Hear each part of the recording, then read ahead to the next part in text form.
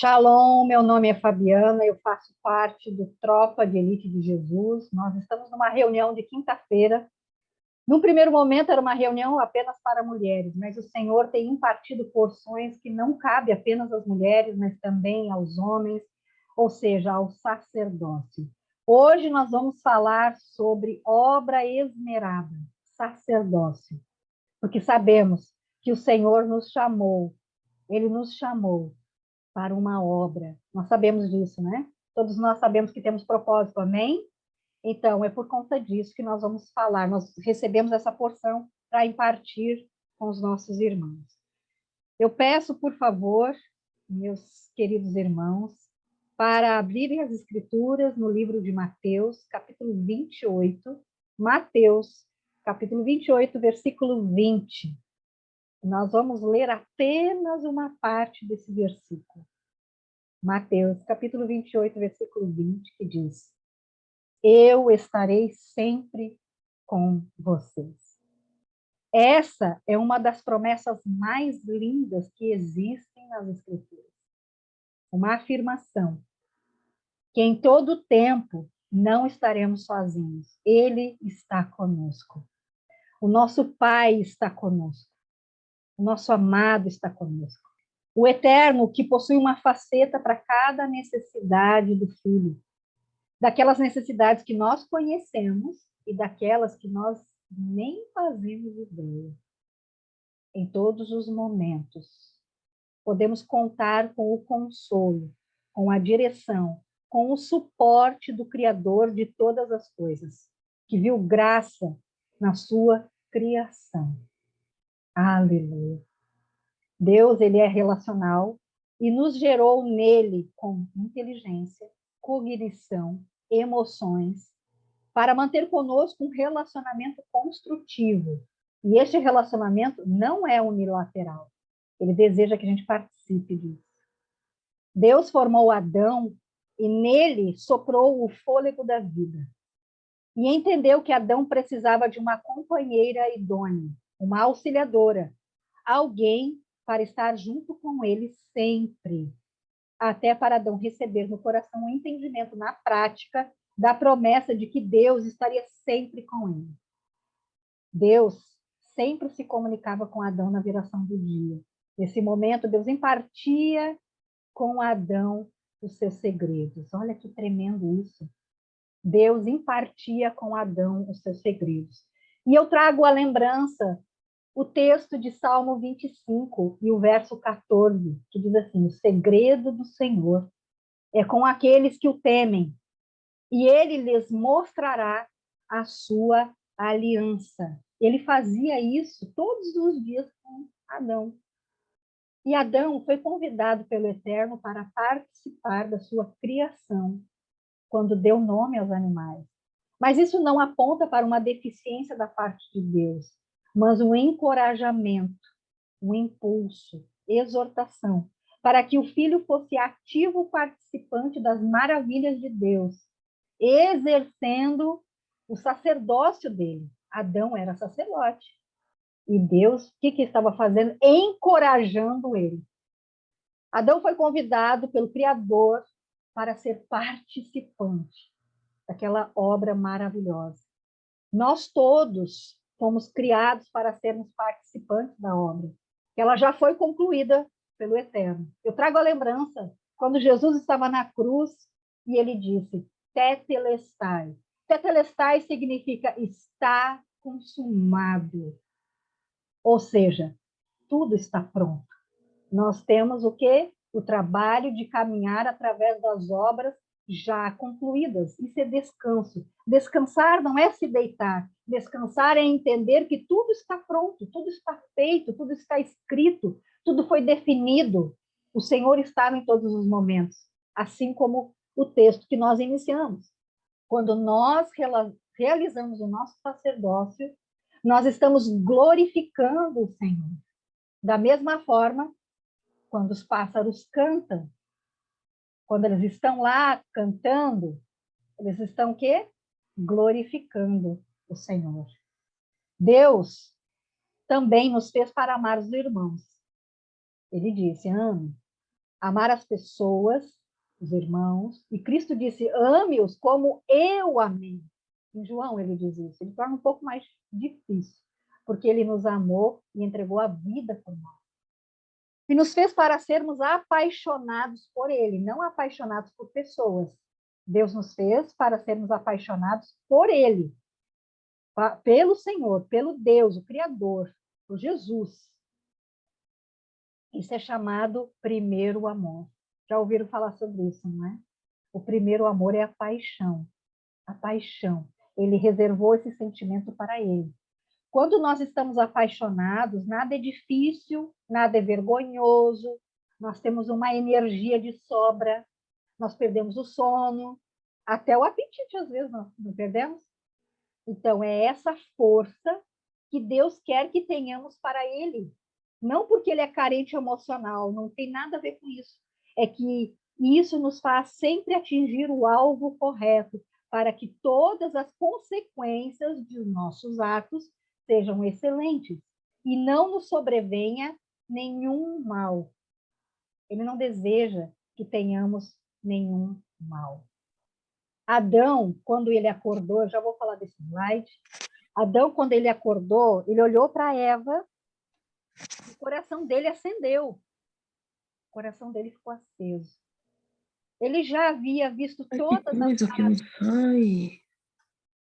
Ele já havia visto todas as maravilhas que Deus havia formado.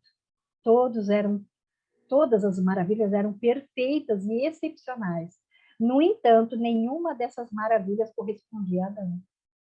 Quando os olhos de Adão viu Eva, ele deu o quê? Pertencimento a essa mulher. Além de amá-la, Adão se apaixonou por ela. E como é que eu cheguei a essa conclusão? Porque Adão ele não quis desagradar. Sabe por que eu digo isso? Porque ele nunca se manifestou contrariamente às conversas que Eva tinha com a serpente. A serpente disse inúmeras verdades para Eva.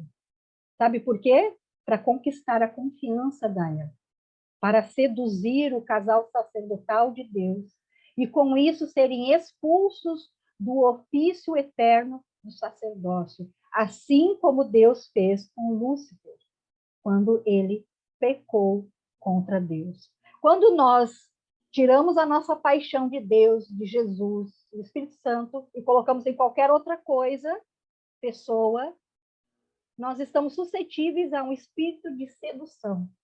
Esse espírito de sedução, ele rouba o entendimento, ele rouba o discernimento, ele rouba a visão espiritual, ele rouba a audição espiritual, ele rouba o quê? A percepção espiritual. Isso é muito forte, muito forte.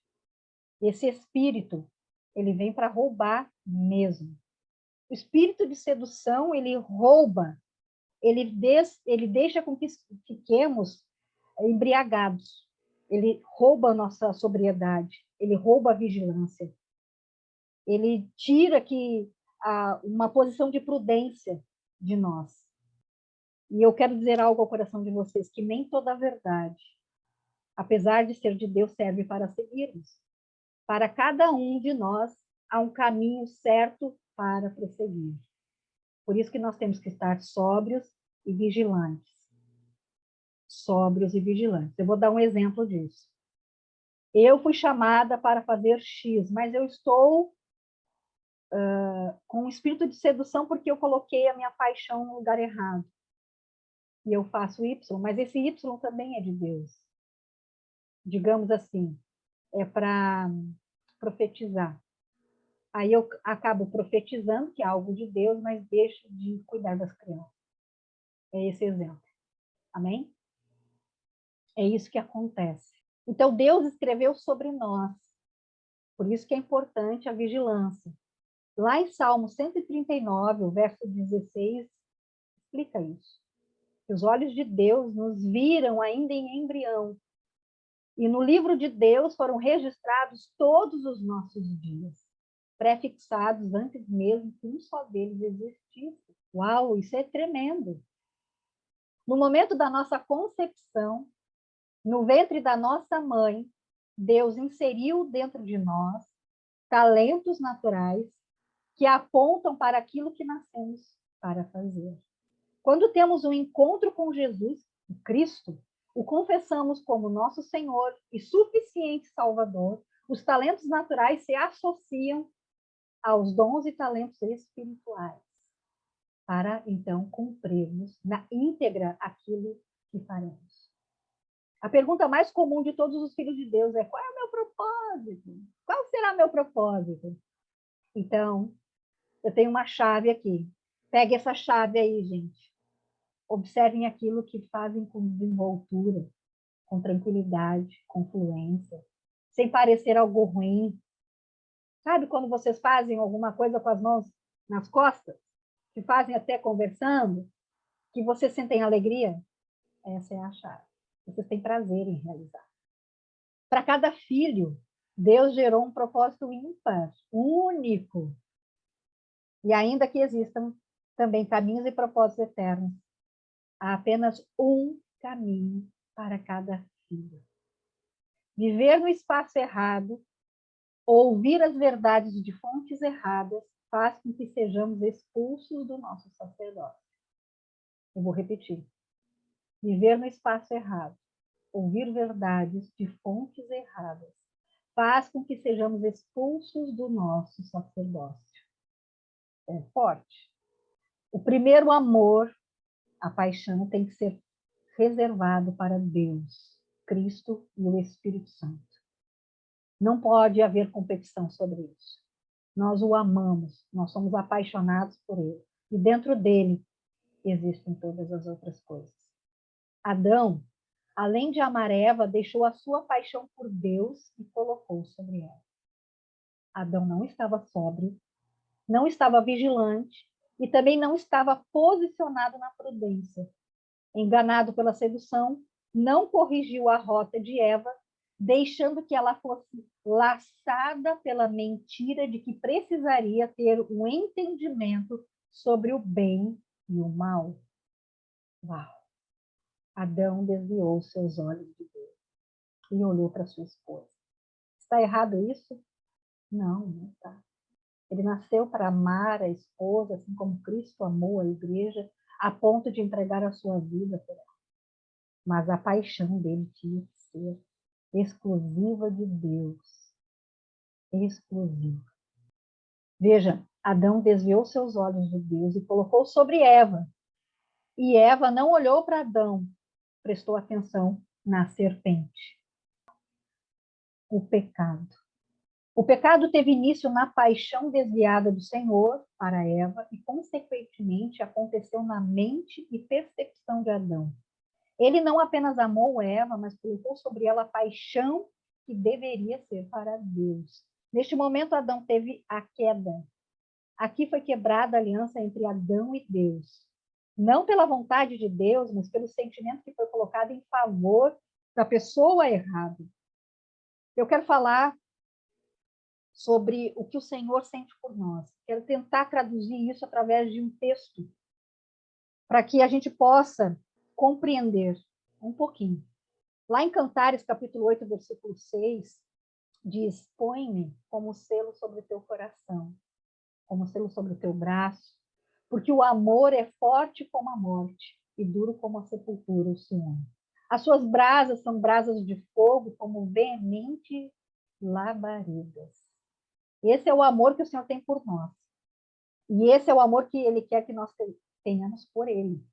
Por Ele. E Ele nos fez pequenos, como diz lá em Salmo capítulo 8, versículo 5, que Ele nos fez um pouco menor que os anjos e nos coroou de glória e de honra. Por que Ele nos fez um pouco menor que os anjos? Para não sermos pecadores eternos. Esse é o plano do Senhor para nos trazer para perto dele. Quando a paixão sai do alvo, que é Deus, prestem atenção, quando a paixão sai do alvo, que é Deus, Cristo e Espírito Santo, começa a queda.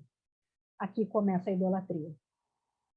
Aprendemos que o Senhor nos oportuniza o conserto, o arrependimento, tanto que após a queda, após terem comido do fruto proibido, Deus vai ao encontro de Adão.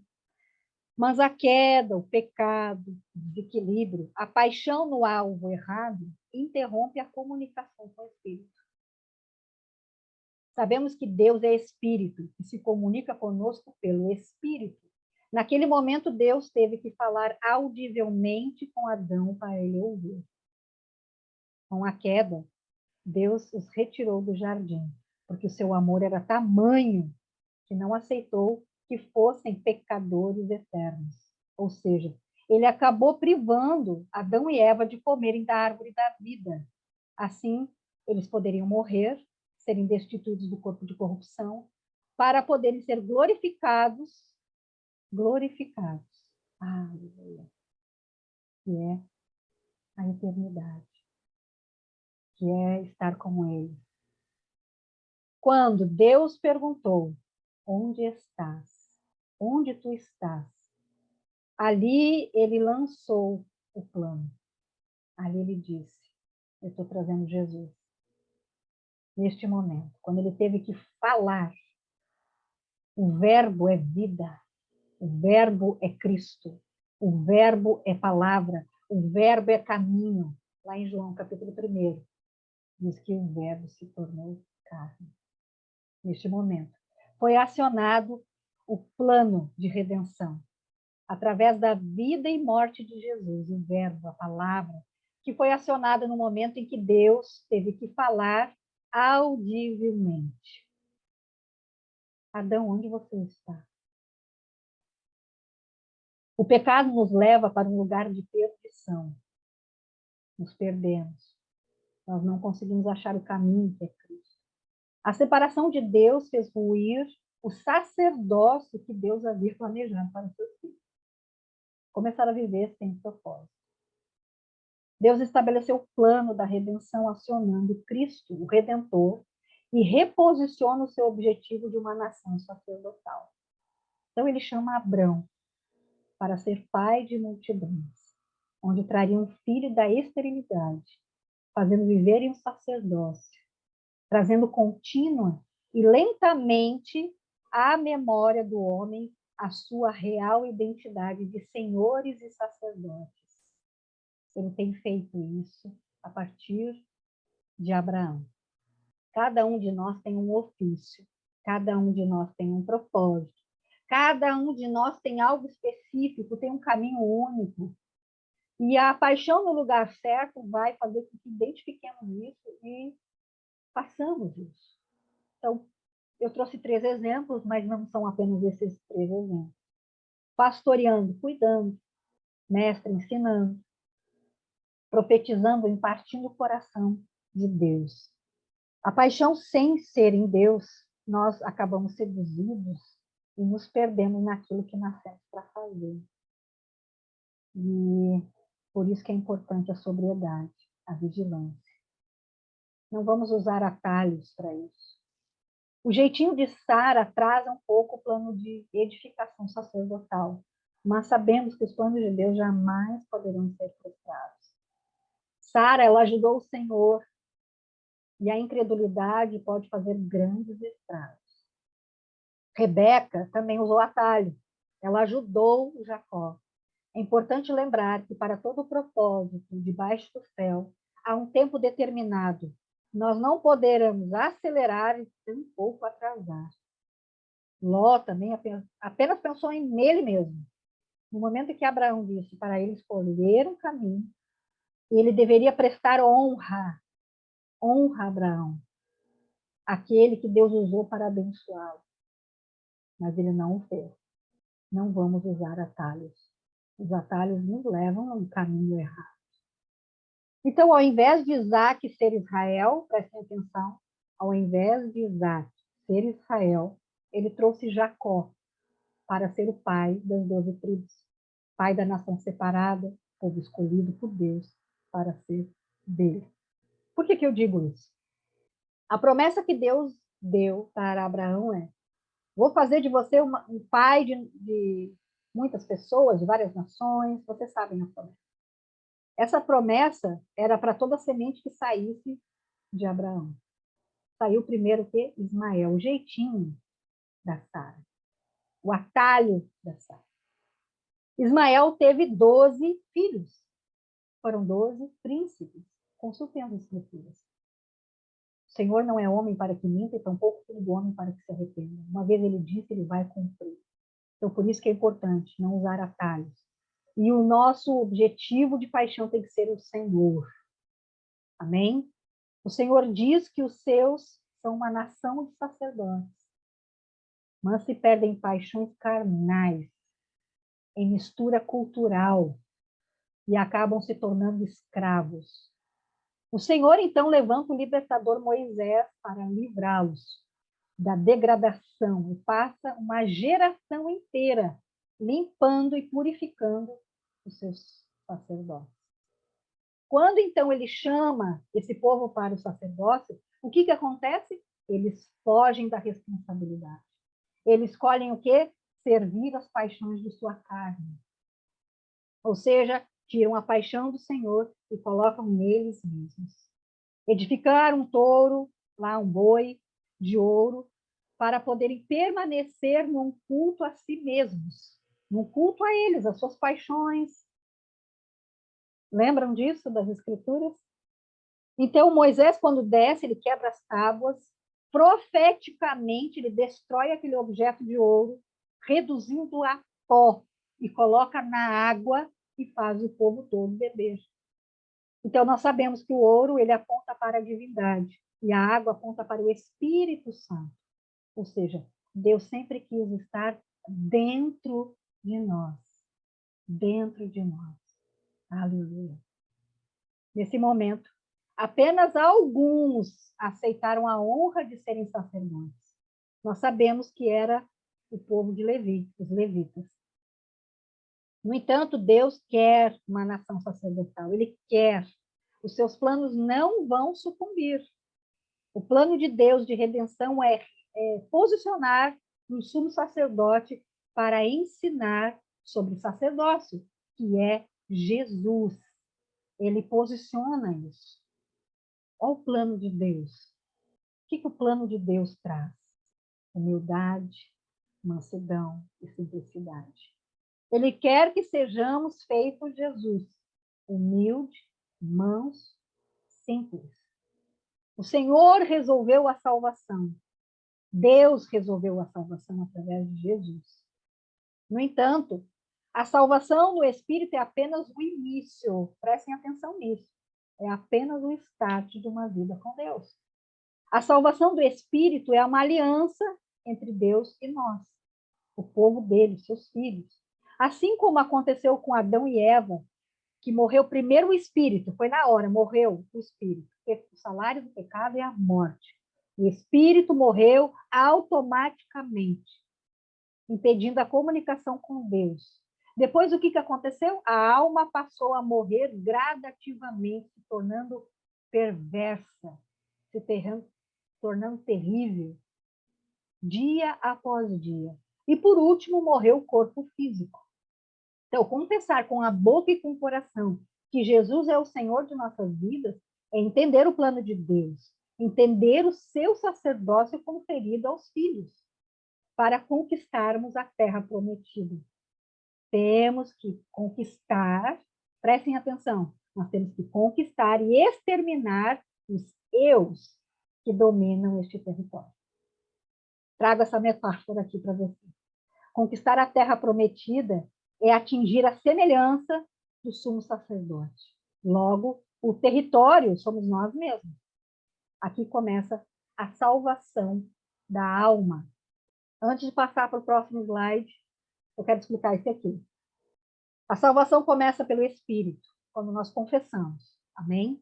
E nós passamos salvando a nossa alma, ou seja, submetendo-nos à vontade de Deus.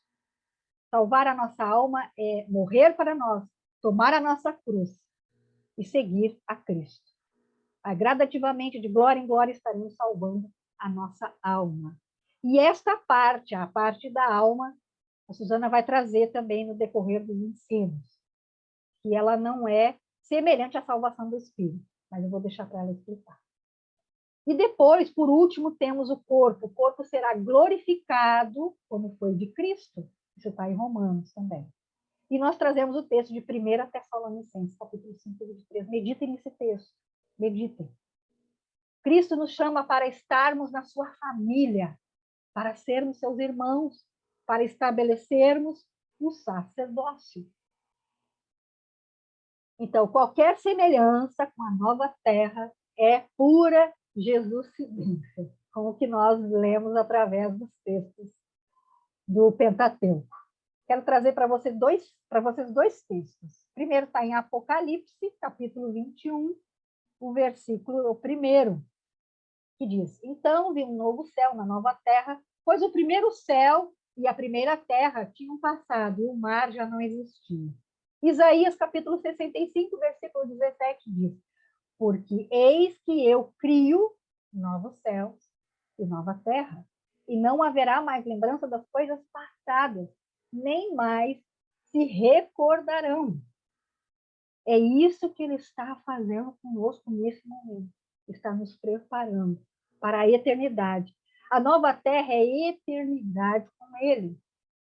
O Senhor, ele nunca faz nada sem anunciar aos seus filhos, aqueles que o amam. E ele também mostra o fim pelo começo. Por isso que é importante lermos as Escrituras para entendermos o plano de Deus. Entendermos o que ele está fazendo conosco. Agora nós vamos para os eus, o que nós temos que conquistar, destruir. Isso aqui. Vocês lembram que para conquistar a nova terra, a terra que mana leite e mel, eles tinham que destruir uns povos. Amém? Então, vamos lembrar. Heteus. Eles tinham que destruir os heteus. Expulsar os heteus. E o que o heteu significa para nós, irmãos? Amargura. A promoção de divisões. Amargura vem do quê? Da insatisfação. Consequentemente, traz o quê? Murmuração. Nós temos que extrair isso de nós. Romper com isso, definitivamente. Mas não acabou por aí. Temos os girgazeus, que é incredulidade, que significa não perdoar também. Porque para perdoar eu tenho que crer em Deus. Eu tenho que crer que ele me perdoou. Crendo que ele me perdoou, eu também perdoo. Porque não preciso sentir que tenho que perdoar, eu tenho que decidir perdoar. É uma decisão. E o Senhor vai nos curando na medida que nós vamos avançando. Eu não estou dizendo que a gente não tem que sentir. Nós sentimos sim, nós temos sentimentos. O Senhor nos fez com sentimentos. Mas ele diz, não se mova pelos seus sentimentos. Se mova pelo que eu digo. Porque eu te curo. Eu vou na frente, eu vou pelejando por você. Eu vou consertando as coisas. Deixa que eu cuido disso. Apenas me obedeça. Os amorreus significa rebeldia, desonra, desobediência, adultério, vícios, drogas, tabagismo, álcool, internet, jogos. É destruir isso, porque nós temos, sim, uma alma rebelde, com rebelião, desonrosa. Nós temos que destruir isso. Sobre os cananeus, idolatria. Olha a paixão por outra coisa a não ser Cristo, não ser Deus, o Espírito Santo. Escândalo, carnalidade, aquela pessoa que se ofende por tudo. Aquela pessoa que se ofende por tudo encontra ofensa onde não existe. A gente tem que se livrar disso. Isso é ser vítima. Nós não somos vítimas, nós somos vitoriosos. E uma vitória triunfante. Nós não somos vítimas. Pelo contrário, nós somos aqui os autores. Nós somos os protagonistas. Amém? Os ferezeus. Aqueles que consomem todas as coisas do mundo gospel. Assiste tudo. É aquele que assiste tudo. Todas as ministrações. E isso sabe o que significa? Uma dependência a homens. E não a uma dependência ao Espírito Santo. Veja bem, eu não estou dizendo que não é para ver ministrações. Sim, edifica a nossa vida. Edifica. Mas a gente tem que ser dependente do Espírito Santo. Eu preciso de uma resposta, eu consulto o Espírito Santo. É ele que fala na nossa vida. E aqueles que ele traz para falar na nossa vida. Sobre os heveus aponta para falsidade, para dissimulação, para fingimento, a falsa santidade. E por último, não menos importante, mas esse é o mais forte, esse é o último a ser conquistado, a ser destruído, são os jebuseus. Eles são extremamente resistentes. O mais complicado de ser vencido é o orgulho, arrogância, altivez, independência, ingratidão. É aquele que insiste em fazer a sua própria vontade, achando que está fazendo a vontade de Deus. Tudo tem que ser do seu jeito, da sua forma, da sua maneira. É obstinado. Quando coloca algo na cabeça, nada tira. Não houve conselhos de pessoas que Deus colocou para aconselhá-lo. Percebam, Davi já havia conquistado Jerusalém, já estava reinando sobre todo o povo, estava fluindo na sua fluência, já há muito tempo. No entanto, ele era orgulhoso, obstinado. Não ouviu o conselho de Joabe e realizou o quê? O censo do povo, conforme a vontade de Davi. Era um engano da parte do inimigo. E o mais interessante é que não era proibido por Deus. Vejam, era até natural. Já havia sido realizado vários censos. Ou seja, era algo comum. E também instruções de Deus em dados momentos. Por essa razão, o orgulho e a ingratidão é o eu mais delicado de ser destruído. Porque a pessoa não sabe que está sob esse domínio. E já está fluindo na sua fluência. Eu sugiro que vocês leiam 1 Crônicas, capítulo 21, que fala sobre isso. Lembrem, Jesus disse, aprendei de mim, que sou manso e humilde. Jesus, o homem perfeito, humilde, totalmente livre do pecado, foi esvaziado de toda a sua glória, tomou sobre si a forma de homem, de servo, e ele se entregou à morte, não foi qualquer morte não, foi morte de cruz. Ele se tornou maldito, porque está escrito também que aquele que for pendurado no madeira é considerado maldito. Ele entregou a sua vida para todo aquele que nele cresce, tivesse a vida eterna. Agindo Deus, quem impedirá? Em Êxodo, anotem, por favor, Êxodo capítulo 19, desculpe, versículo 6. É muito importante esse texto. O Pai declara a sua vontade, aquela mesma vontade que havia sobre Adão e Eva, que foi interrompido, mas ao mover da parte de Deus para este fim, a reafirmação daquilo que ele falou em Êxodo, capítulo 19, versículo 6, em Isaías, capítulo 61, versículo 6, que diz o seguinte: mas vocês serão chamados sacerdotes do Senhor, ministros do nosso Deus. Vocês se alimentarão das riquezas das nações. E no que era o orgulho. Em 1 Pedro, capítulo 2, versículo 9, diz: vocês poderão, são geração eleita, sacerdócio real, nação santa, povo exclusivo de Deus, para anunciar as grandezas daquele que os chamou das trevas para a sua maravilhosa luz.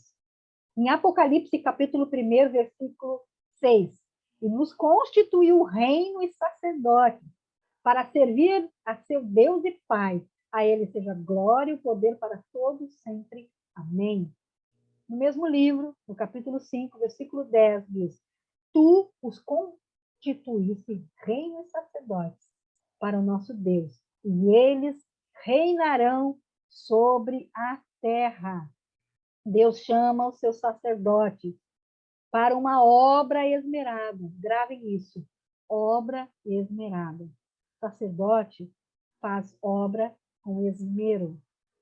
Conforme Mateus, capítulo 11, versículo 12, o reino de Deus é tomado por esforço. E os que se esforçam se apoderam dele. Isso quer dizer que nos esforçamos para destruir os Deus que existem em nós e fluirmos na integralidade do nosso sacerdócio. O fazemos com quê? Com esmero. Esmero. É isso que o Senhor está falando hoje. É isso. Obra esmerada.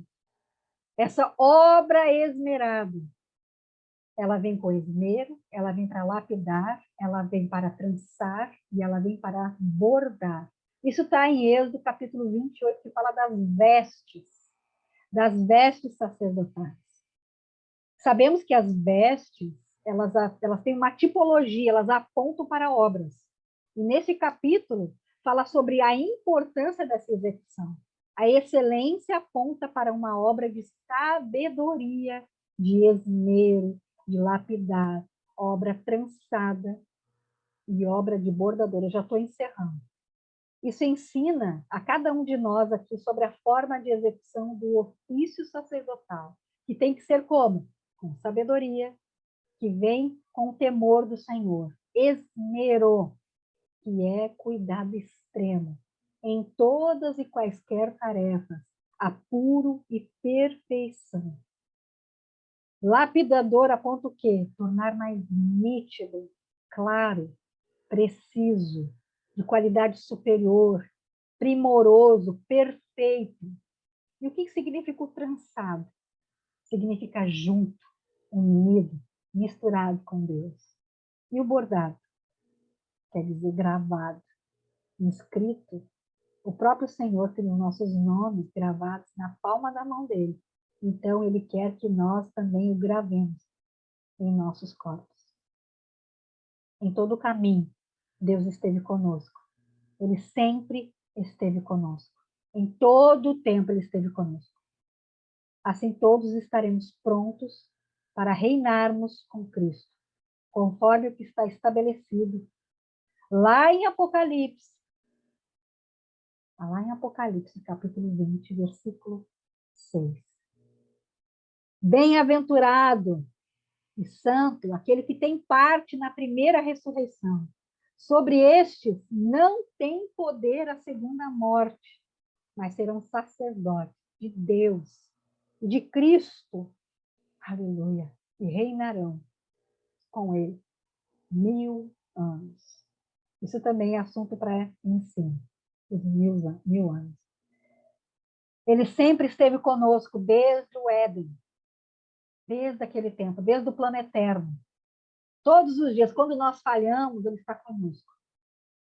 E ele fez um plano perfeito, maravilhoso, esplêndido, para que nós nos acheguemos a ele e com ele estejamos na eternidade. Mas antes disso, ele quer que sejamos sacerdotes. Amém. E amém. Glória a Deus. Obrigada, Senhor, porque o Senhor é bom. O Senhor é incrível. E o Senhor estabelece uma aliança eterna em cada um de nós. Amém?